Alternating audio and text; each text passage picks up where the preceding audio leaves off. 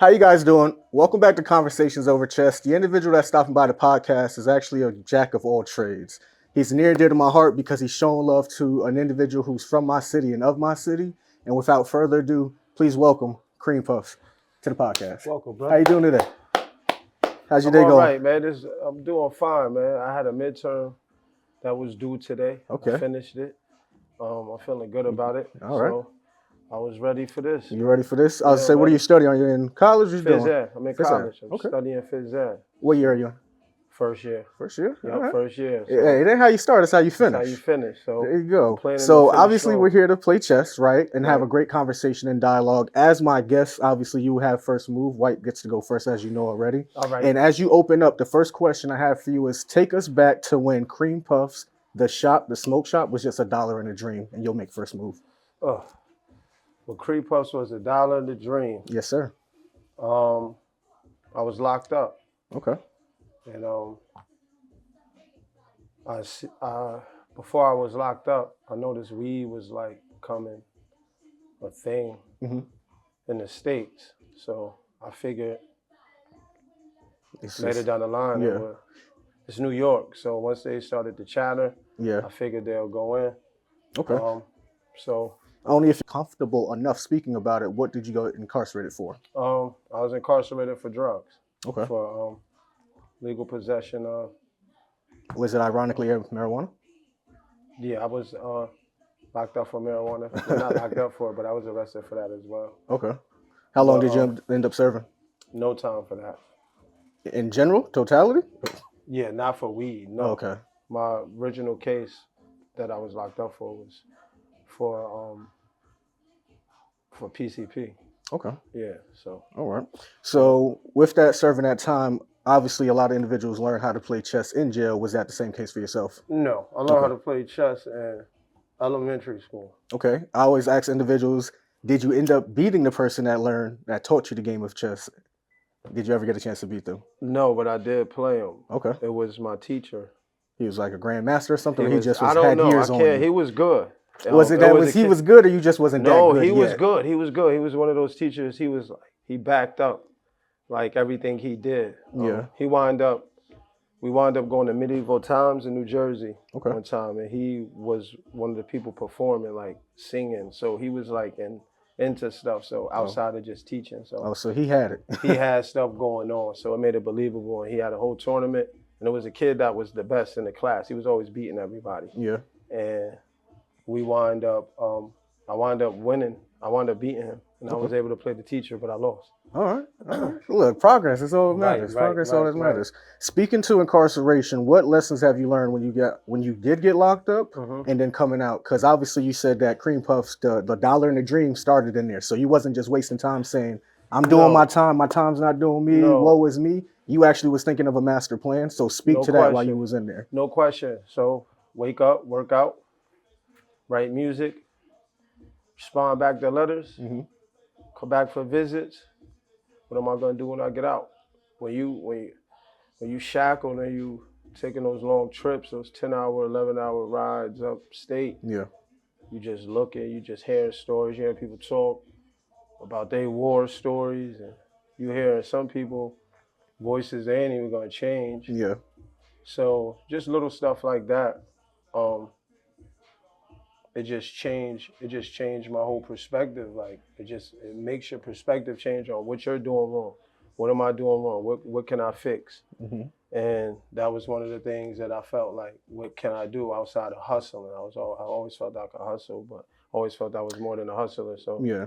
One thing that I always wanted to ask individuals, and that 50 Cent had a viral comment about how back in his day it was like a pursuit of something. So you were hustling for what is the question? Like what were you when I in the first pursuit started, Because I used to steal back money. in the day. Sadly to say and admit, for like money. all It right. was just for money, simply for money, more money. Okay. Working was like cool, I work, but your surroundings, start seeing the cars, typical, Yeah. you know. So it was like money, but then there was other ways of getting money. Like you said, you was stealing. Yeah. Some of us is in the robbing, shit like Facts, that. So facts. it was just different ways, and then you find what's your what suits you, what you good at. That's if you pay attention to it. Yeah. If not, then, you know, you'll get lost in the sauce. But I paid attention to it. I was better at selling the drug. I was more social with the people. I had more people, you know, come to me because of personality and stuff like that. So Yeah. it's a part of now hustling. So one thing that I got educated on is an individual who I interviewed who's actually the sponsor of the podcast. He has a clothing line called Toes. Same thing like yourself. He was incarcerated, got on a mission and like, I'm going to be more in doing this time. And he educated me that if you work a gazillion jobs, you can actually buy back some of your time, so to speak. Because what he was doing was he'll work 3 different jobs, the kitchen, the mess, this, that, and the third. Right. And then he was supposed to do a year, ended up only doing 6 months. Is that the same case for New York State or no? Because I've only known a gazillion people to go to jail, but I don't know what it's like when you go time. You always can get time back. It just depends on the nature of your crime. So nonviolence, get a lot of time back. Sometimes you get time back if you go to trial. And you wind up losing, and let's say something happens in the case and you could get time back that way. Yeah. But mainly with drugs, I was drugged, so I got time back. I was in programs and stuff like that that you could get released early. You could get released early too, also in New York State, for nonviolence, a year while being on parole. I was released that way too. So I know with him, it was a similar charge where he got caught trafficking drugs across state lines. We both went to college in Delaware, but he's from the DC area. So he got caught coming back and forth in that regard. Now it's time to pay these bills. This episode is brought to you by Legendary Apparel by Kimaj the Creator. Don't let the fly name or my fly fit fool you. Legendary Apparel is a one-stop shop for all streetwear and essentials. Outside of the items that I'm wearing, he also offers bags, sweatsuits, shoes, canvases. You name it, he has it. Also, you're in for a treat. If you use the promo code COCP, which stands for Conversations Over Chest Podcast, you'll get free shipping. I repeat, free shipping. Also, be sure to visit his website. Link in the description or up on the screen. Be sure to give him a follow at _creator, KREATOR. Forget staying thirsty, my friends.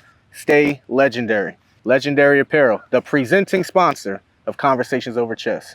Peace. Now back to the podcast. So learned your lesson, figured out the dollar in the dream. Who helped you execute on that dream? Because one thing across interviewing a ton of businesses is they had the wherewithal to say, hey, I'm about to go create my own LLC, or hey, I got to Google and YouTube University it. So yeah, which part of the process did you do yourself, and which part of the process do you recommend, hey, just go get that lawyer, pay the little fee? The whole process I did by myself. I had a teacher. I was enrolled in college before as an undergrad, and I dropped out for numerous reasons, but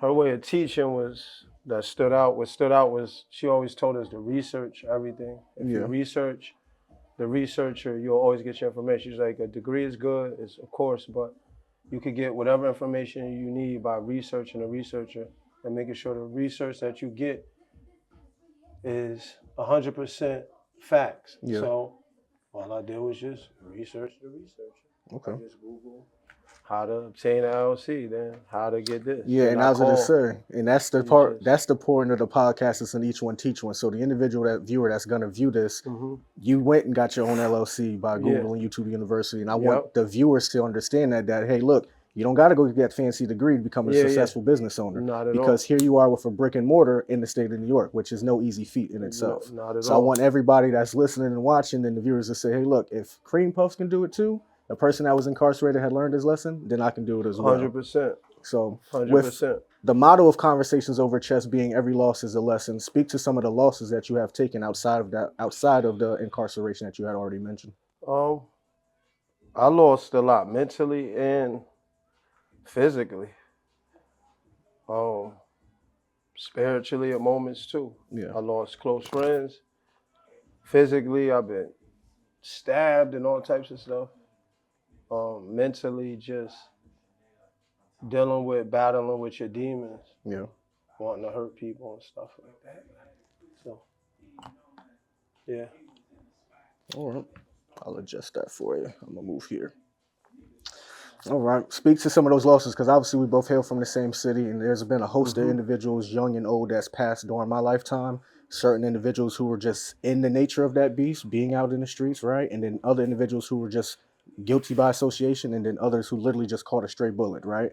So speak to those losses and those individuals, and speak to a little bit how those crossroads, right, where they made a decision that you didn't necessarily made, and where you're at today. Some of my decisions was already made. Some stuff I just was blessed to get by, get through. Yeah. Not get by, but get through. And some, two, innocent. One was kind of in between, but Were they all to gun violence? all gun violence. All right. And then I lost a father to the system while in jail. Is he still alive? No, I lost him. Oh, okay. He passed away. Sorry to Lost hear a that. brother. So, yeah, I pretty much been through all of it. How has those losses affect you? They affected me because they're not here in the flesh Yeah. to witness what they believed in me. So all those individuals were like head-on rooting for me. Yeah. So they ain't here. Ignorant question. Did you turn Muslim in jail? No, I'm not Muslim at all. Okay. That was an ignorant question. I had to ask. 'Cause most people from our community definitely go. So I was raised around a mom who believed in Jesus Christ, and my father was more 5%er. okay. They were more Muslim up that alley. So I was raised around all of it. I was able to choose between what I like. So 5%er is like, more. It's like a sect of What you believe in. Yeah. That's a blunder on me, because that could have captured there. So I'm Yeah, I was on me. That's the weed. That was a blunder for sure. I was praying like a motherfucker. You ain't captured that. That's the weed. Thank the Lord. But the losses and things like that is what changes your perception and stuff on life. All right. So, in your opinion, what are some of the solutions to the community's problems? Then, there's a lot of things going on in the world, right? What do you think is some of the solutions to them? Specifically in this community here, as it relates to gun violence, things that's going on. That starts within households for me. Parenting? Yeah. Did you have two parents in your household outside of when your father got locked up? Mm-hmm. All right. Parenting. Love. Kids being loved on. I feel like kids are getting loved on. Bullying is a huge part. Yeah. Obviously financial, because, some kids want things that the other kids have that they can't afford. Yeah. Depending on your household. That's why I go with household morals, things like that. That's huge. All right. All right. Talk to me about the startup cost of Green Puffs, because I work in finance and accounting, and I know that everything has a cost to it. Did you come out of pocket? Did you take out a loan? Everything. Nope, no loans. Oh, you old school, cash. All cash. Everything cash. My down payment on rent, security, Right. every showcase, TV, shelf, Yeah. cloud. And again, we're not here to count anybody's pocket, but give us a range for, again, the individual who's wanting to open up a future, smoke shop. What is the range of how much it costs to start up? Probably like 30,000, 40,000.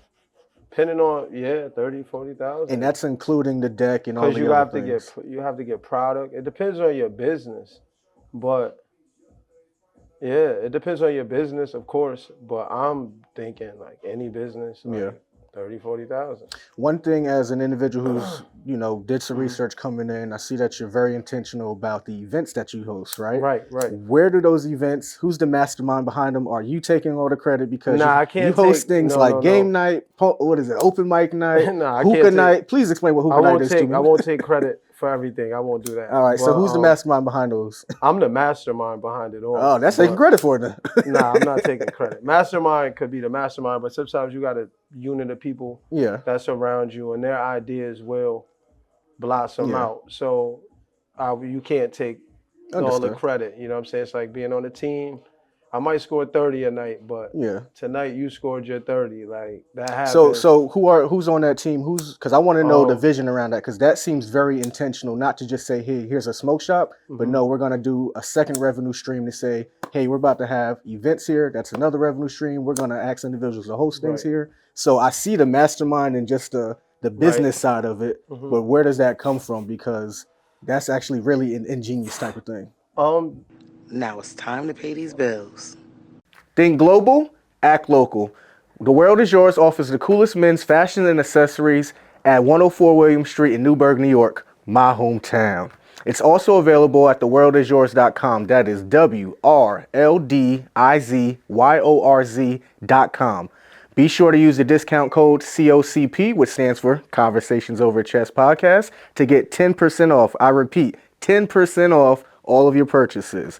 Again, Wrld Izyorz, WRLDIZYORZ.com. 10% discount code on the screen. Get you some. Now back to the podcast. I guess that's just something that's inside of you.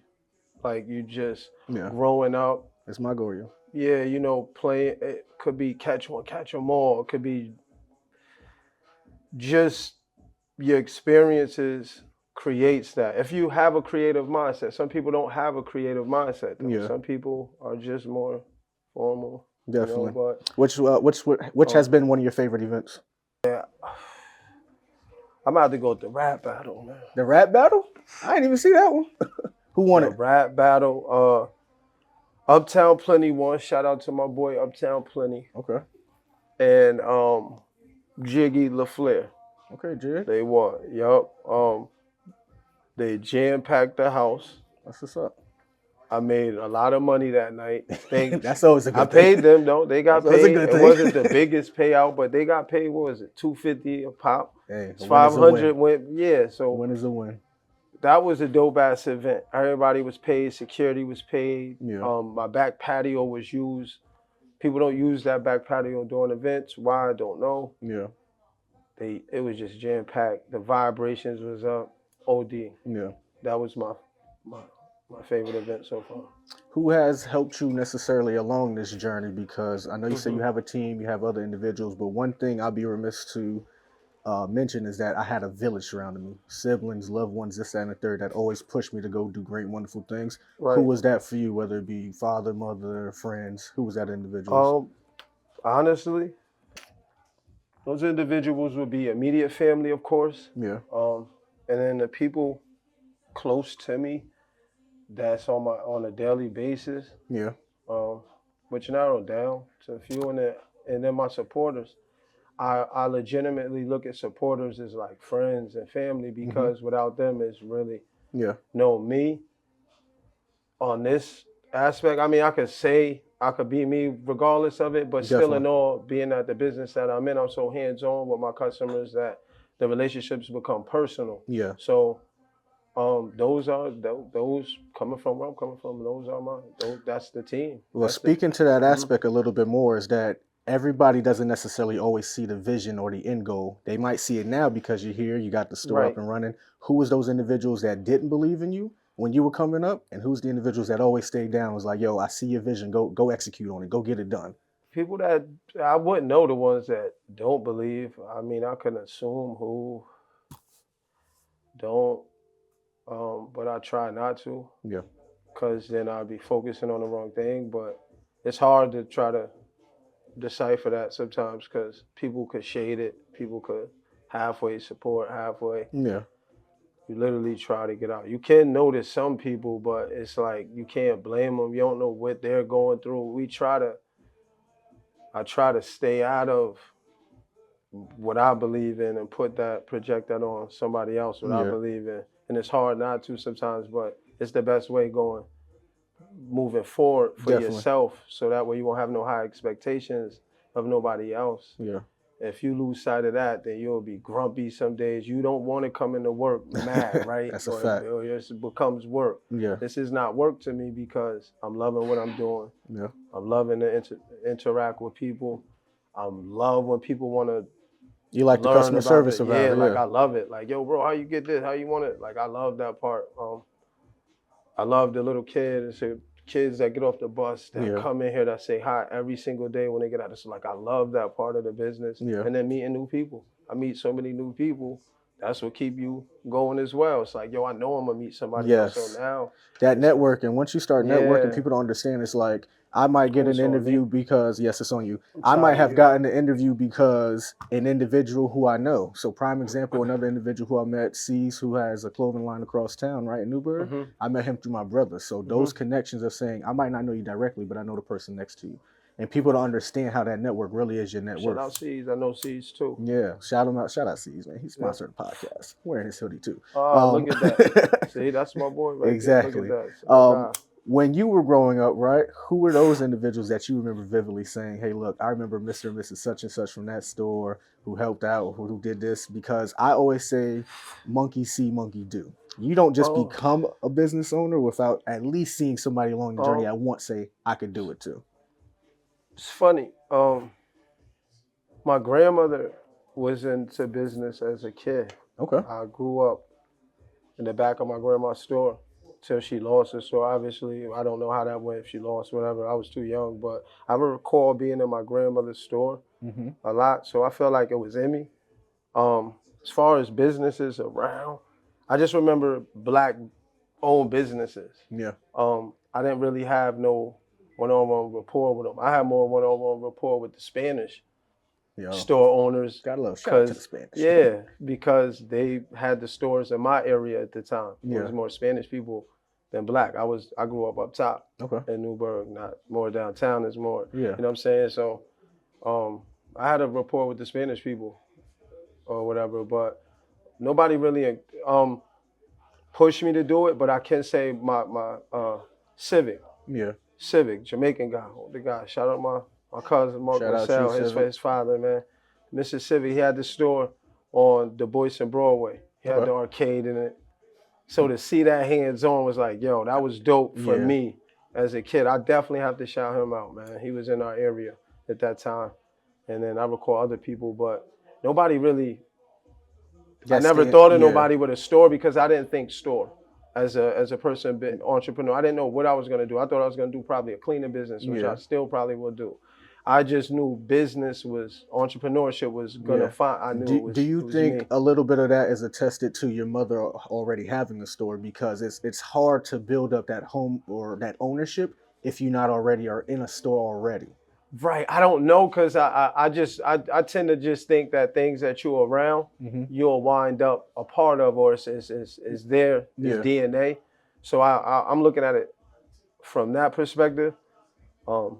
Again, nobody say, yo, look, I think you should do business. Yeah. This is how you should. Nah, it wasn't none of that. I opened up my own you shit upstairs and said, you got to figure it out. Business makes the most sense. Okay. You keep getting caught for drugs.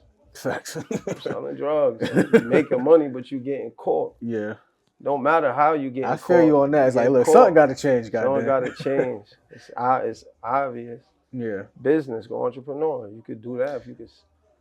I feel like a lot of individuals who have the, hey, I'm an entrepreneur, whether it be legally or not, in the street life, transfer over like seamlessly, because it's the same thing. A lot of people don't understand the business world is the same thing as the street, just about, because it gets real gritty over there. You got to know your stuff. You got to move in a certain way. And if you don't, they might try to Chapter 12 bankrupt your tail or something crazy. You might get bought out. It might be a hostile takeover. So a lot of the things that I've seen in my upbringing in the street life can literally transfer over to where I'm working at in today's world. Correct. Yeah.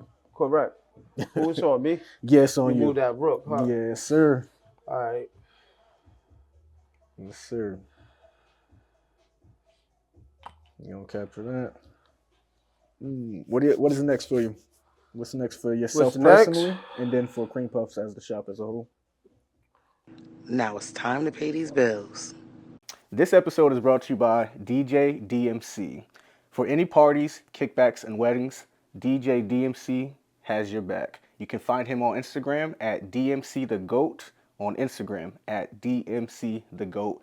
Please be prepared to pay the cost as seen on my shirt. He also makes his clothing line, great premier brand, and be sure to reach out to his Instagram as well at Pay the Cost LLC on Instagram. That is Pay the Cost LLC on Instagram. Get you some. Now back to the podcast. What's next for me? Well, obtaining this degree, first of all. Okay. We got to get that. Let's get that. You know. Business-wise, Yeah.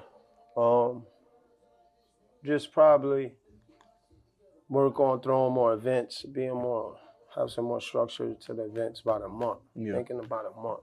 Booking them out. Just have it, we got this on January. Yeah. But all hitters. Definitely. You know what I mean? Not no, unless it's being rented. All hitters. That way we know what we're looking for in this month. What is the biggest revenue that you're bringing in? Is it from the smoke shop itself? Is it from the events? Or is it from just renting out to third parties? It's a mixture. Depends on the month. Okay. This month I got 2 events booked already. That's some bread right there. I might profit more for that than the store in the month. I might get my rent Which paid. ones do you enjoy doing more? Was it renting it out? Is it the smoke shop itself? Smoke shop, because renting it out, I'm always there. Because can't nobody watch my shit. Like, I watch it unless it's something where it's light. Yeah. Puff and paint or some shit like that. I could step away from that. Copy. All right, so we spoke about what's next. Do you have any little ones? Yes. How has your little ones changed? How many do you have? What? Boy, girl? Boy, Junior. Oh, man, how old? 14. Damn. Right. How is it raising a 14-year-old son? Difficult at times. Yeah. I think anything else. How has he changed you for the better? Selfishness.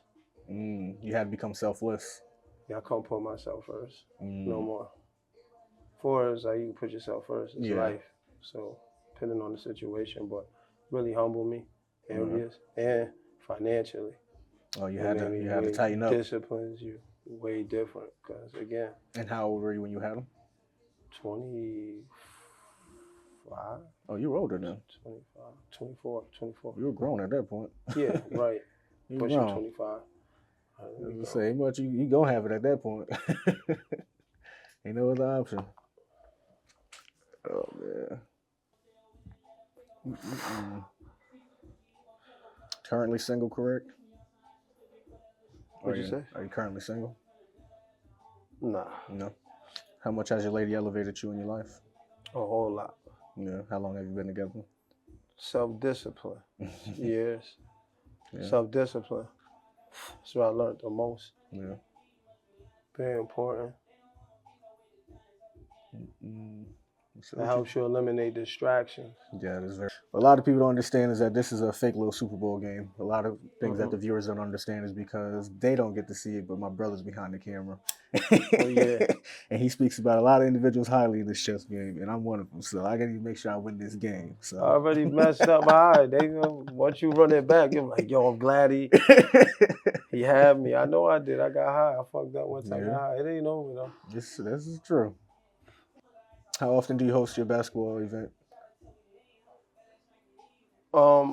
Is it an annual thing, or are you looking to bring it back? That's collectively me and my boys I grew up with. Okay. We host an event, call it an annual. It's a trend. Okay. It's contributed to my boy Trent, one of my friends. And for the viewers, and as I say, speak to who he is, how he got his life taken down, and I lost him to gun violence. Yeah. Yep. And that was correct right up the street? No. No, it wasn't? Okay. With all the titles that you hold, what's the most important one to you? I would say an overall good human being, man. Yeah. Because those other things are things we're supposed to do. Once you have a child, you're supposed to be a father. You shouldn't get no points for being a father. Yeah. Should do It's your responsibility. Feel me? So I'll just say a good human being. Yeah.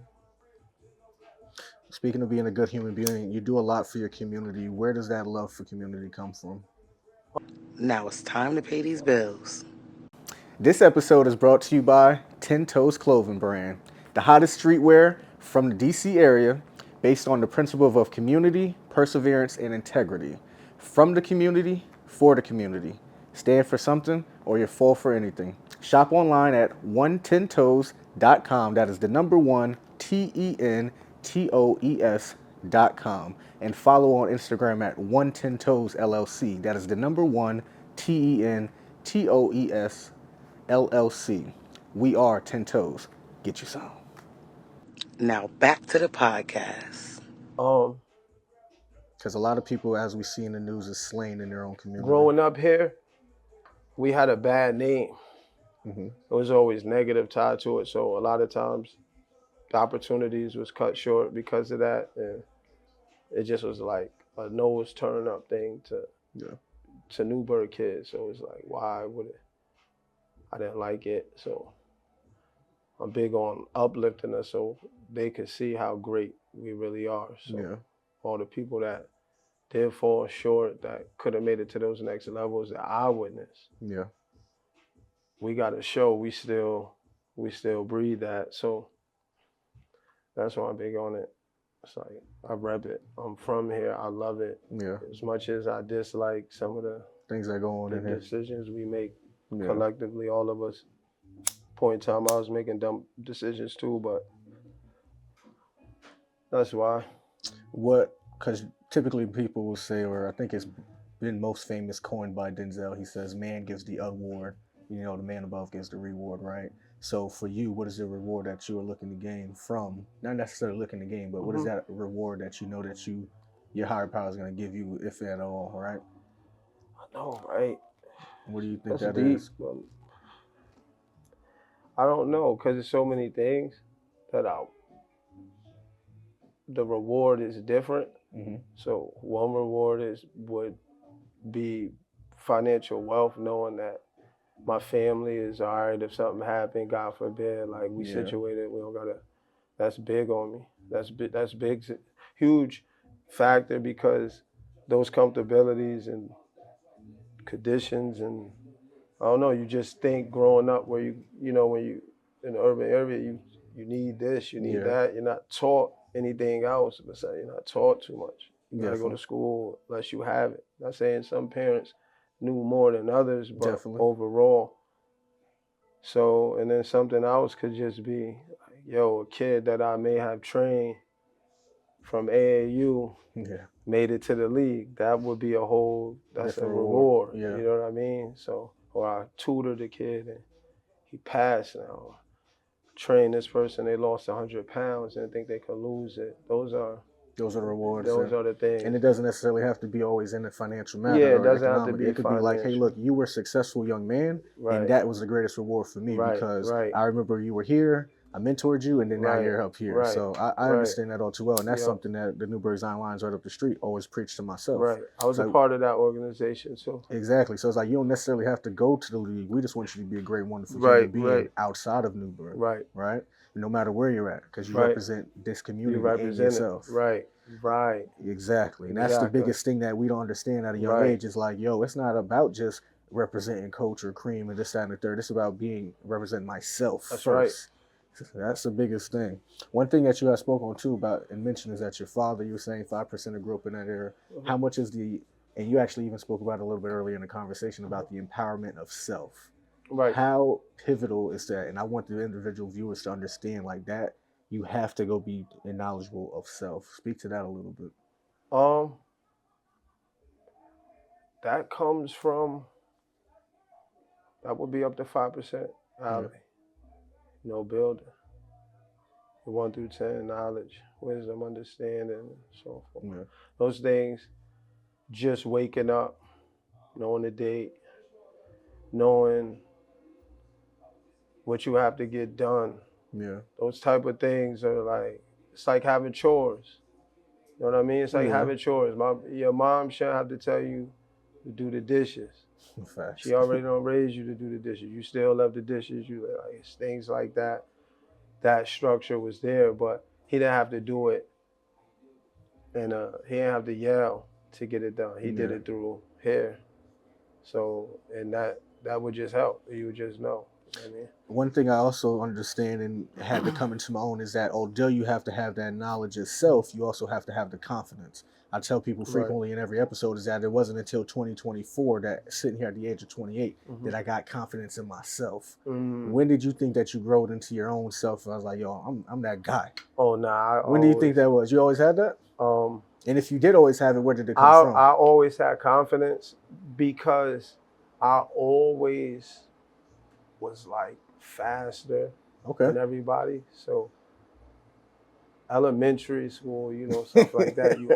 It's always some sort of athletic competition and something to make all the kids compete. Yeah. And that's where I was standing out at a lot. And then I just became like, I was class president. I knew in elementary I was somebody. Yeah. Everybody gravitated toward it. I was always humble though. So I knew it, but I didn't really show it.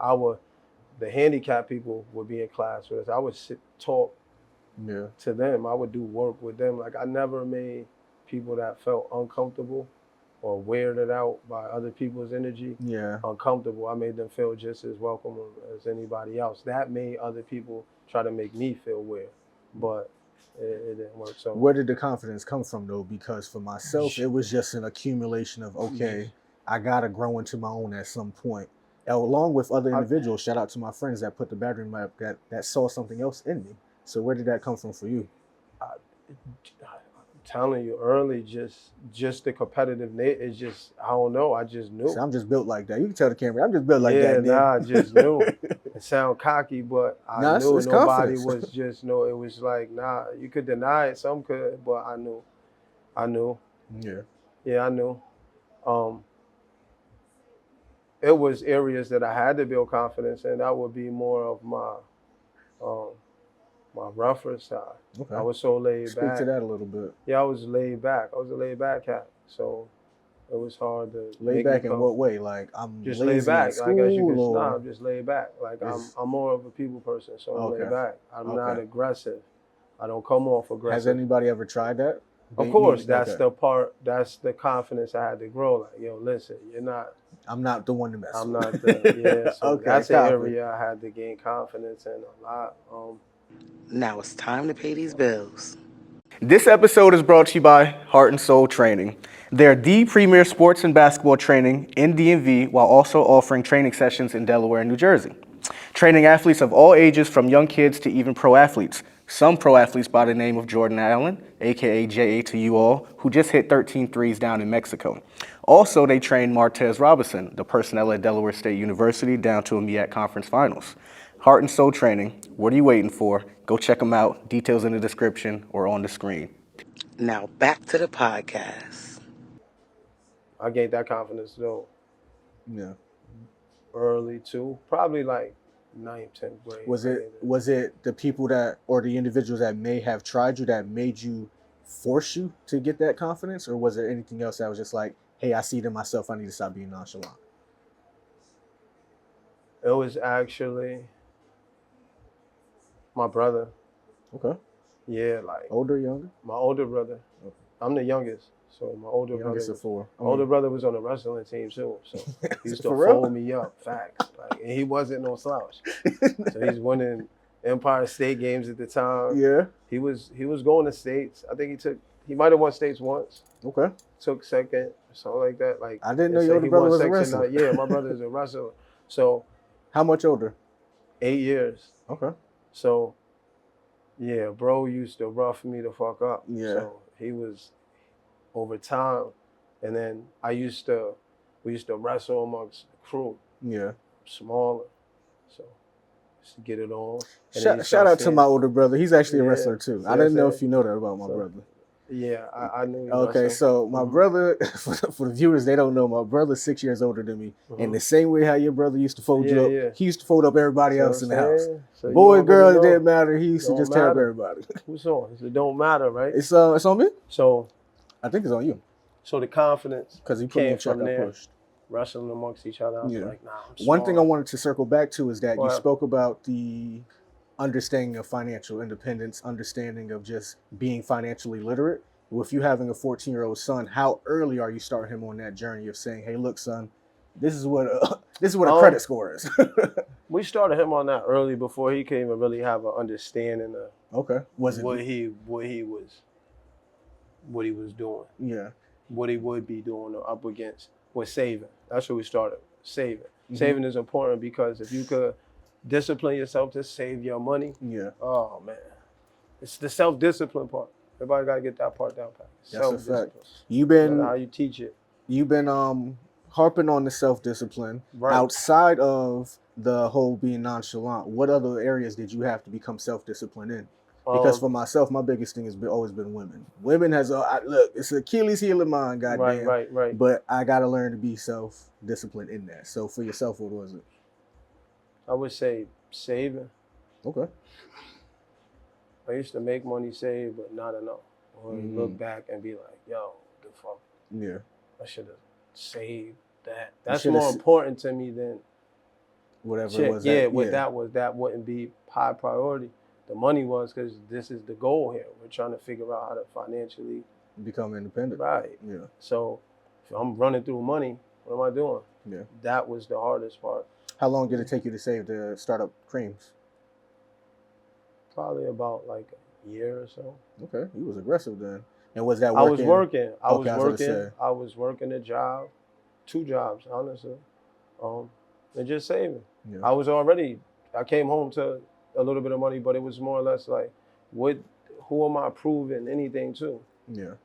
You got to understand what your priority, get your priorities intact. Like what's important, my child, that's really outside of that. Yeah. I don't have to take care of my mom financially. She take care of herself.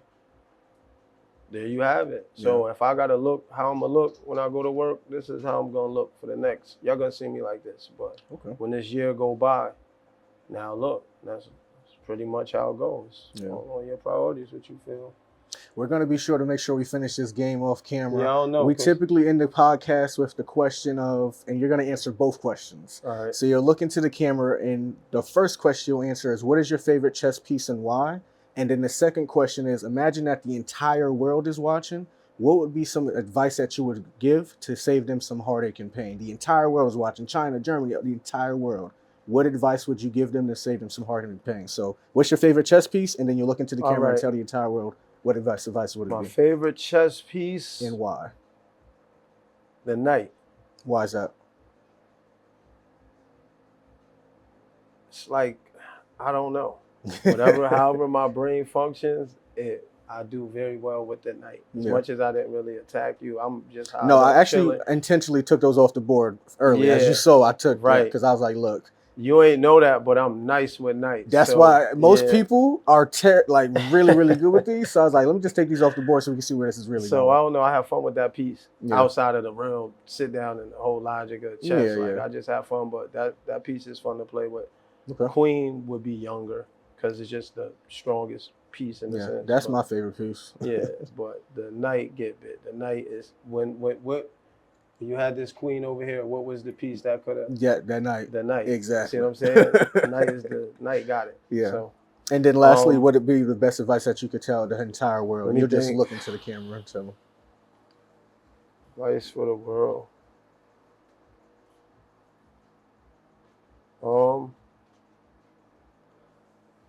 You just looking to the camera. My advice to the world would be to spread positivity. Appreciate it. Thank you for stopping by the podcast, sir. Thank you for having me. Also, before we go, I want to make sure I give you your flowers publicly.